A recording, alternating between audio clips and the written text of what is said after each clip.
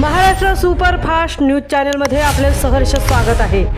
का सत्याची धार लेखणीची महाराष्ट्रातील ताज्या आणि वेगवान बातम्या पाहण्यासाठी आपल्या हक्काचे चॅनल शेअर करा, लाईक करा आणि सबस्क्राईब करा। धन्यवाद। संस्कारांच्या पाऊलखुणा उरणमध्ये रंगला गुरुकुल बाल संस्कार शिबिराचा भावूक निरोप समारंभ। गायिका पूनम पाटेकर यांच्या मार्गदर्शनाने मुलांच्या आयुष्याला मिळाली नवी दिशा। मुलांच्या निरागस चेहऱ्यावर झळकणारा आत्मविश्वास आणि त्यांच्या वाणीतून उमटणारे स्तोत्र मंत्रांचे पवित्र सूर अशा अत्यंत मांगल्यमय वातावरणात नागाव रोड येथील माऊली मंगल कार्यालयात 1 मे रोजी गुरुकुल बालसंस्कार शिबिराचा निरोप समारंभ संपन्न झाला। 15 दिवसांपूर्वी सुरू झालेला हा संस्कारांचा प्रवास केवळ एक शिबिर न राहता 40 चिमुरड्यांच्या आयुष्याला कलाटणी देणारा एक सोहळा ठरला। या संपूर्ण शिबिराचा मुख्य आधारस्तंभ होत्या नुकताच भारतरत्न गौरवश्री पुरस्काराने सन्मानित झालेल्या प्रसिद्ध गायिका पूनम पाटेकर। गेल्या 2 वर्षांपासून बालसंस्कारांचे व्रत जोपासणाऱ्या पूनम मॅडम यांनी केवळ प्रशिक्षक म्हणूनच नव्हे तर एका माऊलीच्या मायेने मुलांवर संस्कार केले।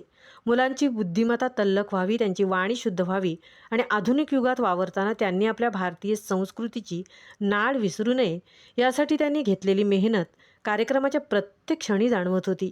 निरोप समारंभात त्यांनी पालकांशी संवाद साधताना संस्कार हीच मुलांच्या भविष्याची खरी संपत्ती आहे असे हृदयस्पर्शी मार्गदर्शन केले। कार्यक्रमाची सुरुवात सरस्वती व गणेश वंदनेने झाली। त्यानंतर विद्यार्थ्यांनी जेव्हा शिबिरात शिकलेली देशभक्तीपर गीते, मंत्र आणि नृत्याचे सादरीकरण केले तेव्हा उपस्थित पालकांचे डोळे अभिमानाने भरून आले। मोबाईलच्या जगात हरवलेली मुले जेव्हा स्तोत्रपठण करू लागली तेव्हा कार्यक्रमात एक सकारात्मक ऊर्जा निर्माण झाली। सामाजिक कार्यकर्त्या सानिका कदम आणि निसर्गोपचार तज्ज्ञ हेमा घरत यांच्या या मोलाच्या सहकार्याने मुलांच्या व्यक्तिमत्वाला पैलू पडले। कार्यक्रमाच्या उत्तरार्धात पालकांनी आपले अनुभव मांडले आणि आमची मुले बदलली आहेत आणि त्यांच्यातील शिस्त आणि आदर वाढला आहे अशा भावना पालकांनी व्यक्त केल्या। श्री समर्थ सखी स्वयंसहायता संस्थेच्या अध्यक्षा संगीता ढेरे यांच्याकडून मिळालेल्या मायेच्या खाऊ आणि भेटवस्तूंनी मुलांचे चेहरे खुलले। जड अंतःकरणाने पण समृद्ध आठवणी घेऊन मुलांनी या शिबिराचा निरोप घेतला। सानिका कदम यांनी अत्यंत भावुक शब्दात सर्वांचे आभार मानले आणि या संस्काराच्या वाटेवर पुढे चालत राहण्याचा निर्धार व्यक्त करून या सुंदर कार्यक्रमाची सांगता झाली। महाराष्ट्र सुपरफास्टसाठी तृप्ती भोईर, उरण। संस्कारांच्या पाऊलखुणा उरणमध्ये मॅडम, बालसंस्कार तुम्ही आयोजित केलेला त्याबद्दल आम्हाला थोडीशी माहिती द्याल का प्लीज? नमस्कार, मी पूनम पाटेकर।